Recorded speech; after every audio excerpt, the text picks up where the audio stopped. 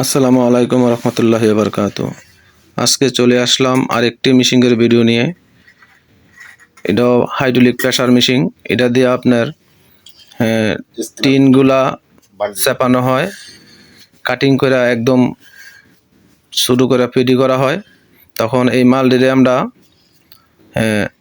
গাড়ি করে ঢাকা পাটায় মেলে তখন এই মাল দিয়ে আবার গালাইয়া আপনার আমরা যেই লটগুলা ব্যবহার করি বিল্ডিংয়ের কাছে এই লটগুলা বানায়।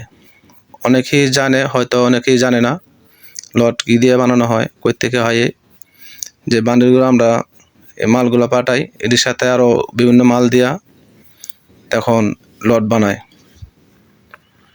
এই যে এরকম ফেরি আমরা এই মেশিনে দিলে এরকম আপনার এরকম বান্ডিল হয়, লোহার মতো হয়ে যায়, তখন এটা গালাইয়া লট বানায়।